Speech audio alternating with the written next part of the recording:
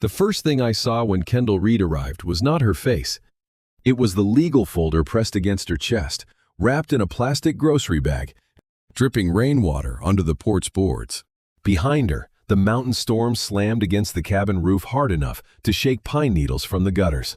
The lake beyond the railing had turned black and restless. The dirt road down to the valley was already half mud, half running water. Brooke's suitcase still sat by the wall behind me. My ex had left 6 hours ago. Her sister had just found me alone at their family cabin. And from the way Kendall looked past me into the room, she had not come here to talk about Brooke. She left? Kendall asked. I opened the door wider. 6 hours ago. Said there was an urgent meeting in the city. Kendall's jaw tightened. That meeting was with a developer's attorney. Rain slid from the hood of her field jacket. Under it, she wore a practical summer dress soaked at the hem, hiking boots covered in mud, and the look of someone who had already lost too much time being polite. Come inside before you freeze, I said. She stepped in carefully, trying not to drip on the braided rug, even though the whole cabin already smelled like wet cedar, smoke, and storm air. I shut the door behind her. For a moment, neither of us spoke. Brooke had brought me here for the weekend, as if I were another interesting thing to display. Wildlife photographer. Tracker. Man who knew how to vanish into forests and come back with impossible pictures of foxes, elk, owls, and mountain cats. She liked that when it made her look fascinating. She liked it less when it meant I noticed things. Like how she rolled her eyes whenever Kendall's name came up. Like how she called this cabin a damp old family burden. Like how she left before the storm closed the lower road. Kendall placed the folder on the oak dining table beside my camera case. My parents gave Brooke temporary legal proxy last week because of their health. She said she is using it to sell this cabin and the surrounding land to Ridgefall Resorts. I looked toward the old stone fireplace. 3 generations of family photos lined the mantel. Summer lake pictures, snowshoe trips, children with fishing poles. A grandfather in a wool cap beside a hand-built dock.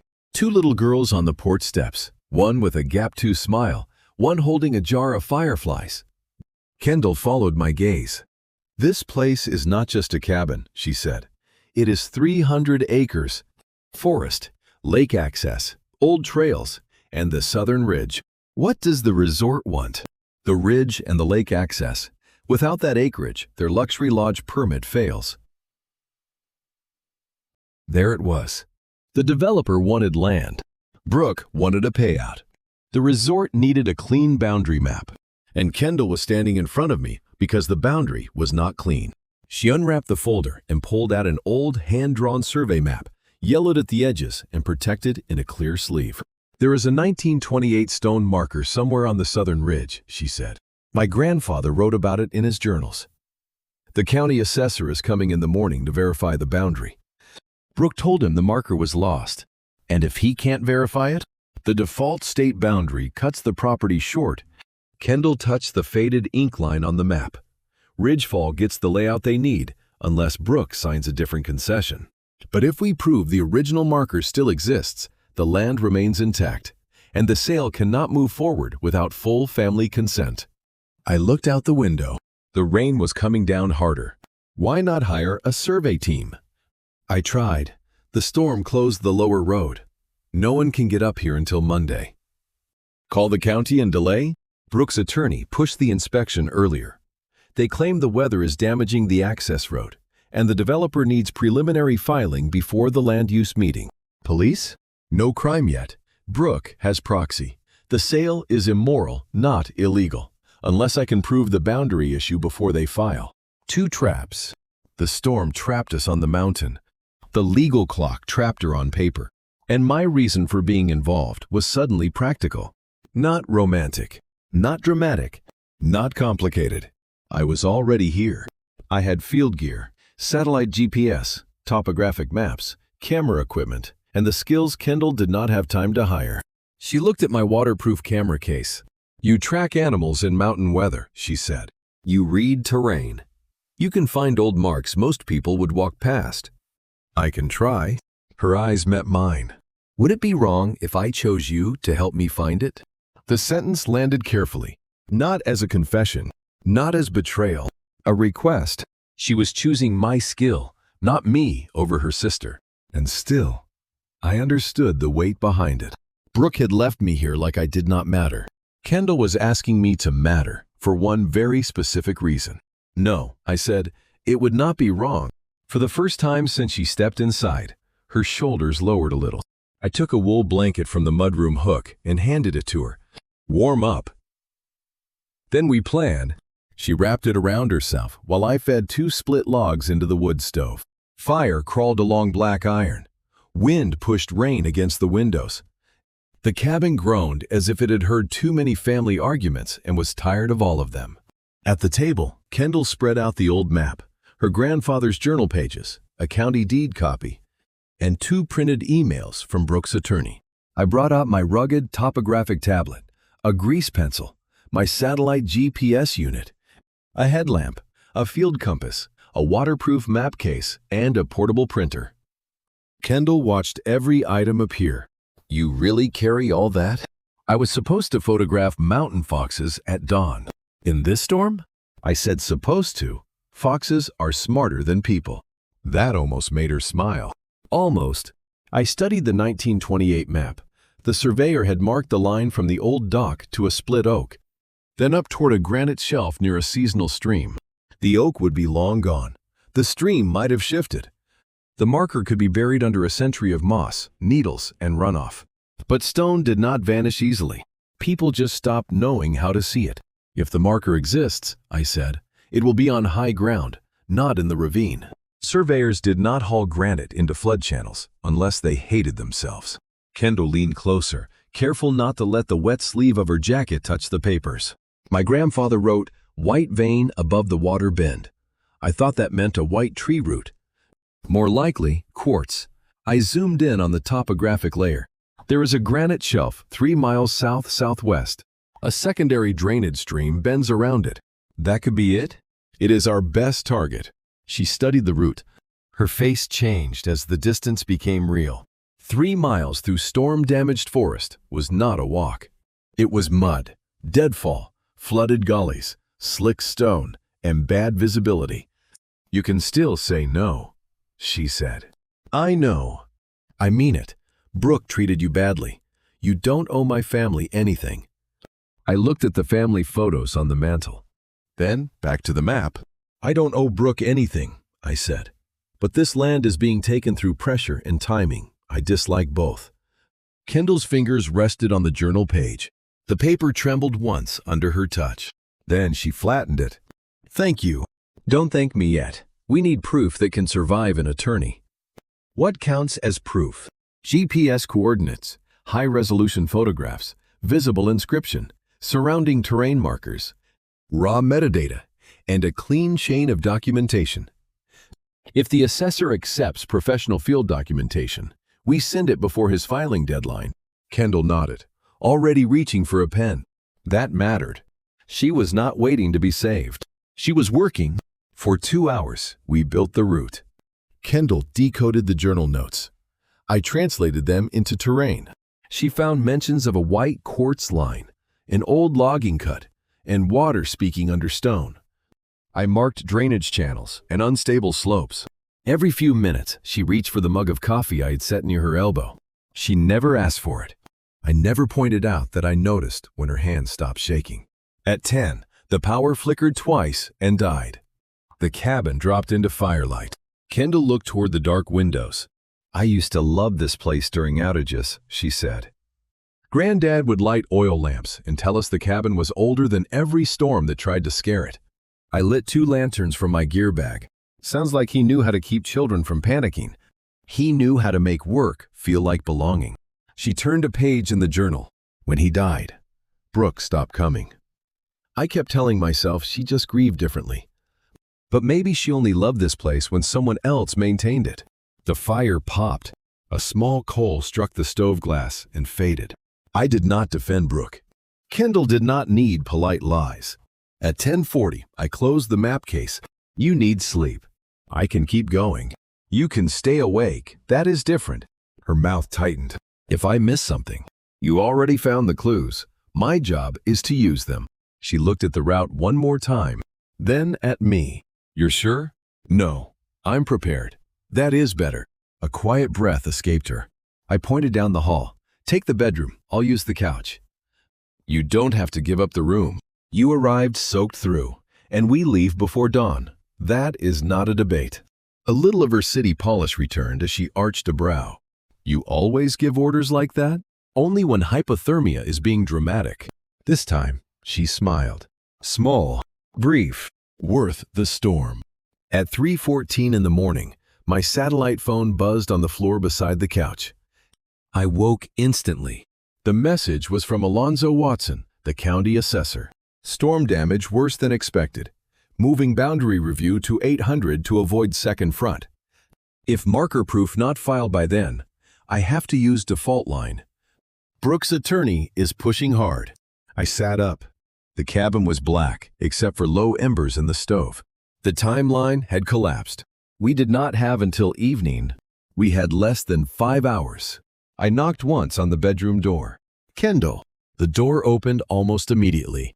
She was already dressed in dry layers. My spare field jacket, rolled sleeves, wool socks, hiking boots, hair tied back tightly.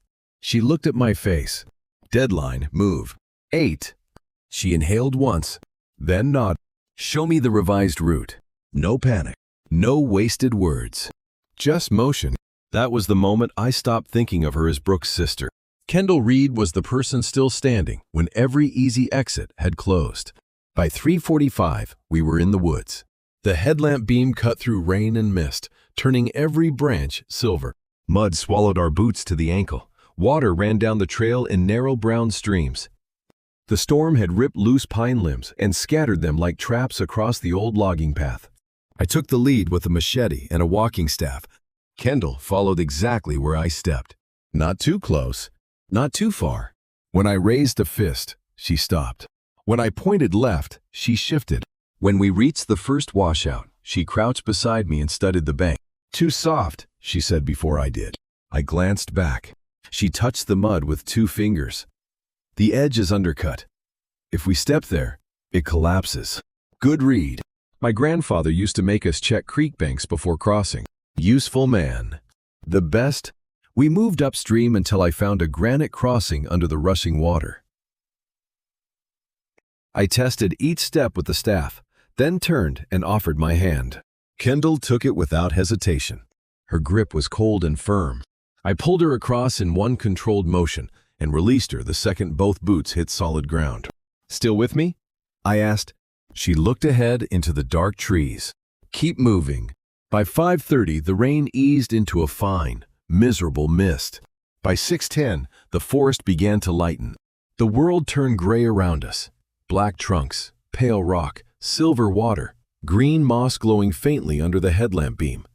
We reached the granite shelf at 6:22. There was no marker. Kendall stood at the edge of the rock, breathing hard, one hand pressed to her side. It should be here. Maybe. You think I read it wrong? No, I think we are looking at the part of the terrain that survived, not the part the surveyor used. She looked at me. I crouched and studied the ground. Water flowed across the granite in thin sheets, then disappeared into moss at the western edge. The old map showed a stream bend, but the visible stream was 20 yards below us. Then I saw it. A faint depression under the ferns. Too straight to be natural. Old roadbed. Logging cut. I said. Kendall came closer. Where? I pointed. There, the road shifted under regrowth. Your grandfather's map assumes an approach from the east, but the surveyor probably came from the west. Her eyes sharpened. The white vein above the water bent. Quartz near the lower shelf. We followed the old cut. 10 minutes later, the forest opened around a secondary stream hidden by brush.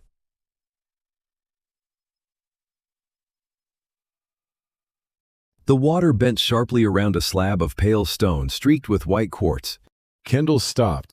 Her hand went to the journal pocket of her jacket. I moved slowly, scanning the ground for straight edges. Nature made curves. People made corners.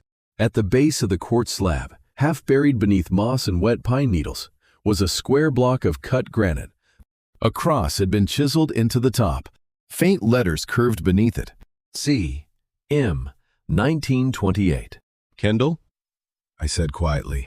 She dropped to her knees in the mud, not caring about the cold, not caring about her hands. She cleared the moss with trembling fingers until the mark showed cleanly. Then she pressed one palm to the stone and bowed her head. The forest went still around us. No speech could have improved it. So I did the work. I photographed the marker from 6 angles, wide shots with surrounding terrain, close shots of the inscription, macro detail of the carved cross, GPS unit beside the stone, compass bearing, altitude reading, secondary stream visible behind it, quartz vein in frame, raw files, time-stamped, geotagged, backed up to a second card, sent by satellite linked to my secure cloud folder. Then I sent the first compressed proof packet to Alonzo. Kendall watched the progress bar crawl across the screen.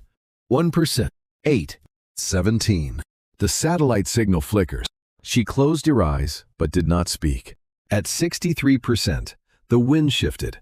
At 89, my phone buzzed with a low battery warning. At 100, the file sent. A second later, a reply came through. Received. Reviewing. Kendall covered her mouth with one muddy hand.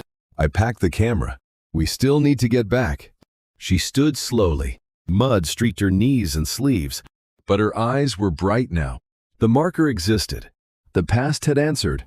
We returned faster than we climbed. The rain had stopped, but the forest was more dangerous in daylight. We could see every washed-out slope, every broken branch, every place where darkness had hidden the fall. Kendall slipped once near the lower stream, catching herself against a pine trunk before I could reach her. "I'm fine," she said immediately. I know. That made her look back. I did not crowd her. She adjusted her pack, then kept moving. At 7:46, we broke through the trees above the cabin. 2 vehicles sat in the muddy drive. A white county SUV and Brooke's black luxury crossover. Kendall stopped at the edge of the clearing. For a moment, the old fear returned to her face. Not fear of Brooke, fear of being too late. My phone buzzed. Another message from Alonzo. Proof looks valid. Need original files and GPS unit in hand before filing. I'm at cabin. I showed Kendall the screen. She read it once, then started walking. Brooke stood on the porch in a perfect raincoat, arms folded, hair smooth, boots clean. Alonzo Watson stood near the steps with a metal clipboard, looking like a man who wanted coffee and fewer attorneys in his life.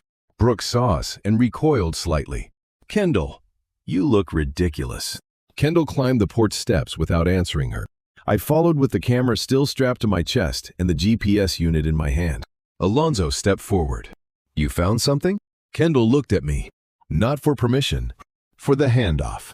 I removed the primary SD card and gave it to Alonzo, then placed the GPS unit on top of his clipboard. "Boundary stone," I said. "Cut granite, crossmark and CM 1928 inscription. Coordinates match the old plat with an acceptable field tolerance. Raw images include timestamp, geotag, altitude, and surrounding terrain references." Alonzo checked the GPS screen, then the map, then the first image on his tablet. His brows rose. "Well," he said, "that is about as clean as field proof gets." Brooke's face tightened. "That proves nothing. He takes pictures of animals for a living. Wildlife field documentation is still documentation," Alonzo said, "and these coordinates align with the 1928 plat. The sale agreement is already moving. The boundary filing is not." Alonzo said, "With the historical marker verified, I cannot use the default state line. The southern ridge remains inside the Reed deed." Kendall straightened. "And without that acreage," she said, "Ridgefall does not meet minimum zoning requirements for the resort permit." Alonzo nodded. "Correct." Brooke stepped toward her. "You are ruining this family's chance at real money because you are emotionally attached to rotten wood and childhood stories." Kendall flinched. Only once. Then she opened the wet legal folder and pulled out a second document. "I spoke with Mom's attorney yesterday. She said, your proxy allows emergency administrative decisions. It does not allow sale of disputed heritage land once a formal boundary objection is filed. Brooke stared. Kendall held out the paper. The objection is signed. Alonzo now has verified proof. The sale stops today. For the first time since I had known her, Brooke had no polished answer ready. Her gaze cut to me. You had no right to interfere. I stood beside Kendall, not in front of her. Important difference. She asked for field help, I said. I gave it. Brooke looked back at her sister. You chose him over your own family. Kendall's voice stayed calm. I chose the truth over a rushed sale. Alonzo cleared his throat. I'll file the verified boundary report from town as soon as the road clears. Until then, no preliminary acreage confirmation will be issued. Brooke's mouth opened, closed. Then she turned, walked to her car, and slammed the door. The engine started hard. Mud sprayed behind her tires as she drove down the mountain road. No one spoke until the sound faded. Kendall lowered the legal folder. Her hands were dirty, scratched, and steady. Alonzo gave me back the GPS unit. Excellent work, he said. Both of you. Kendall looked at the cabin, the port, the lake, the old photos visible through the window. The land was not safe forever. There would be lawyers, filings, family conversations, and months of repair ahead. But the first door had held. Inside, the cabin was cold again. I rebuilt the fire while Kendall laid the wet maps across the dining table to dry. The old oak surface was crowded with proof now. The printed plat, her grandfather's journal, my GPS unit, the first photo prints from my portable printer, and the signed objection letter. This time, the table did not look like panic. It looked like a plan. Kendall stood beside the wood stove, holding one of the printed photographs. The stone marker filled the frame. C.M. 1928. A small square of proof against a very large machine. I used to think loving this place meant remembering it, she said. I set another log into the stove. The fire caught with a soft crackle. Seems like you did more than remember. I almost lost it. But you didn't. She looked at me. The storm light through the window caught the tiredness under her eyes, the mud on her cheek, the borrowed field jacket hanging too large on her shoulders. Nothing about her looked polished now. Everything about her looked real. I need to stay, she said. Not just tonight. I need to repair the gutters, clean the shed, call an attorney, document the trails, and make sure Brooke cannot try this again. That sounds like a long list. It is. She placed the photograph on the mantel, then turned back to me. I could use help with the heavy lifting, only if you want to stay. Not because of Brooke, not because of guilt, not because you fixed one emergency. The room became very quiet. She was not asking to be rescued. She was offering work, shared work, a place beside the problem, not above it. I looked at my camera case near the door. For years, I had built a life around leaving before anyone expected me to stay. I moved through forest, tracked animals, took pictures, packed my gear, and disappeared again. Observation was safe. Belonging was not. But this cabin smelled like cedar smoke and rain. The old maps were drying on the table. Kendall had saved her family land with mud on her hands and steel in her voice. For the first time in a long while, I did not want to be somewhere else. I have time, I said. Kendall's smile came slowly. Not bright. Not easy. Better than that. Relieved. Practical. Earned. Good, she said, because the gutter over the back porch is half torn loose. I noticed. Of course you did. And the woodshed roof sags on the west corner. She folded her arms. You noticed that too? I observe professionally. Then observe a ladder. That made me laugh. A real laugh. The cabin seemed to shift around the sound, less empty than before. The next days did not feel like romance. They felt like work. Real work. The kind that left splinters under my nails, smoke in my clothes, and a deep ache across my shoulders by dusk. We cleaned the woodshed first, because Kendall insisted dry firewood mattered more than paperwork once the rain returned. Half the stacked logs had gone soft from a leak in the roof. We hauled them out, sorted what could be saved, and restacked the good wood along the back wall. Kendall carried more than I expected, then glared when I tried to take the heavier load from her arms. "This is still my cabin," she said. "I know. You can help without taking over." "I know that too." "Do you?" I set the log down. "You want me beside you, not in front of you." Her expression changed, just slightly. "Yes." "Then correct me when I forget." She looked at me for a long moment, then nodded. "All right." From then on, she corrected me. When I reached for the legal folder before she did, she placed one hand over it and said, "I'll explain it. You can back me up." When I tried to move the trail signs without asking, she handed me a brush and said, "Clean them before you move them. Granddad carved those by hand." When I lifted a dock plank alone, she said, "Two people can carry one board. That doesn't make the board weak." And each time, I stepped back. Not because I was offended, because she was teaching me the shape of respect in a place almost stolen through signatures. On the fourth afternoon, Kendall's mother called. The connection cut in and out, so Kendall put the phone near the kitchen window and stood very still beside the table. Her mother's voice came through thin and tired. "Kendall, I'm here. Mom, Alonzo called your father. He said the marker was real." Kendall closed her eyes. "Yes? And Brooke?" Kendall looked at the legal folder. "She's angry." Her mother went quiet. Then said, "She told us selling was practical. It was practical for her." A soft breath came through the speaker. I should have read the proxy more carefully. Kendall's hand tightened around the chair back. "You were taking Dad to appointments. You trusted her. I trusted both of you to protect each other. That one hurt." I saw it land. Kendall sat down slowly. "Mom, I can't fix Brooke." "No," her mother said. "But you protected the cabin. Your grandfather would have been proud." Kendall covered her mouth with one hand. I turned toward the sink and busied myself washing a mug that was already clean. Some moments deserved privacy, even in the same room. When the call ended, Kendall did not cry. She stood, took the photograph of the marker from the mantel, and placed it in the legal folder beside the county hold notice. Then she looked at me. "I need to go back to the ridge tomorrow." "Why?" "To put a small flag beside the marker before the survey team comes Monday." I nodded. "Then we go at first light." This time, the hike was different. No storm.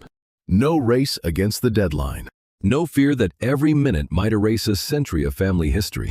The forest still carried damage, but sunlight cut through the branches in gold bands. Water dripped from ferns. Jays called from the high pines. The air smelled like wet stone and crushed needles. Kendall led for part of the way. She remembered the old logging cut now. She found the quartz vein before I pointed it out. At the marker, she knelt and brushed away a fresh layer of needles. Then she placed a small blue survey flag in the ground beside it. Not too close. Not disturbing the stone. Just enough for the county team to find it. "My grandfather used to say, 'Land remembers footsteps,'" she said. I stood a few feet back with the camera, letting her have the space. "Do you believe that?" She looked around at the ridge, the stream, the pale stone, the trees holding their ground after the storm. "I think people remember better when they have somewhere to stand." I took one final photograph, not for evidence. For her, Kendall on the ridge, one hand near the marker, the blue flag bright in morning light. The forest rising behind her like a witness. When I showed her the image, she stared at it longer than I expected. "I look tired," she said. "You look like someone who stayed." She did not answer, but she asked me to print it when we got back. 2 weeks later, the county survey team confirmed the historical boundary. Ridgefall Resorts withdrew its preliminary filing. Brooke's attorney sent a letter full of polished frustration and no actual power. The family attorney revoked Brooke's emergency proxy and replaced it with a shared consent structure requiring both sisters and their parents to sign any future land decision. Brooke did not call Kendall. Kendall did not pretend she was not hurt. But the cabin remained standing. The ridge remained theirs, and the photograph of Kendall beside the marker now sat on the mantel between her grandfather's fishing picture and an old image of the two sisters as children, before money had taught one of them to call memory useless. I stayed longer than I planned. 1 week became 2. 2 became a month. My foxes came back before I left. One misty morning, I set my camera near the old dock and caught a red fox moving through the reeds with dawn light on its back. Kendall found me there later with 2 mugs of coffee and her grandfather's field notebook tucked under one arm. "You got your picture," she said. "I did. So you can leave now." The words were light. Her voice was not. I looked across the lake. "I can." She nodded like she had expected that. Then she looked down at the coffee in her hands. "But do you want to?" The question was quiet. No pressure, no performance, no storm forcing an answer. Just a woman on a dock beside a lake, asking if staying could be chosen when leaving was possible. I took the mug from her. "No," I said. Her eyes lifted. "I don't want to leave." The lake moved softly against the dock posts. Kendall looked toward the cabin, where the repaired gutter caught the early light and the woodshed roof sat straight for the first time in years. "There's still a lot to fix," she said. "I know. Some of it is not wood." "I know that too. You are not responsible for what Brooke did." "No. And I am not asking you to replace the family I thought I had. I wouldn't try." She studied me then, careful and searching. "What are you asking for?" I thought about the storm, the marker, the legal folder, the way she corrected me whenever I helped too hard, the way she stood at the ridge not as someone being saved, but as someone reclaiming the ground beneath her own feet. "Coffee tomorrow," I said. Her mouth softened. "That's all?" "For now." A small smile reached her eyes. "Very practical. I'm trying to respect the terrain." She laughed then. And for the first time since I arrived at the cabin with Brooke, the sound did not feel like something fragile breaking through fear. It felt like morning. By the end of summer, I had a drawer in the cabin mudroom. Not a bedroom drawer. Not a dramatic drawer. A practical drawer. Extra socks. A headlamp. A spare charger. Field gloves. A folded map Kendall had marked with trails she wanted documented before winter. One evening, after we replaced the last broken porch board, Kendall stood at the door and tossed me a small brass key. I caught it against my chest. "What's this?" "Cabin key." "I know what a key is. I'm giving you one before the next crisis." That mattered more than she knew. Or maybe she knew exactly. I looked at the key in my palm. The metal was old, scratched, and warm from her hand. "You're sure?" "No," she said, "but I'm ready." I closed my fingers around it. Outside, the lake turned copper under the setting sun. The repaired gutter held. The woodshed roof did not sag. The legal folder was no longer on the dining table. In its place were 2 mugs, her grandfather's journal, and the printed trail map covered in our notes. Kendall stepped beside me on the porch. Not behind me, not needing me between her and anything. Beside me. "The county sent the final certified boundary today," she said. "That's good. Brooke has 30 days to contest. My attorney says she probably won't." "And if she does?" Kendall looked toward the southern ridge. "Then I know where the marker is." I smiled. She slipped her hand into mine. This time, there was no storm, no developer, no emergency deadline.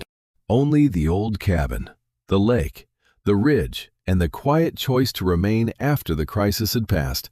For years, I thought I was best at finding what was hidden and leaving once I had proof.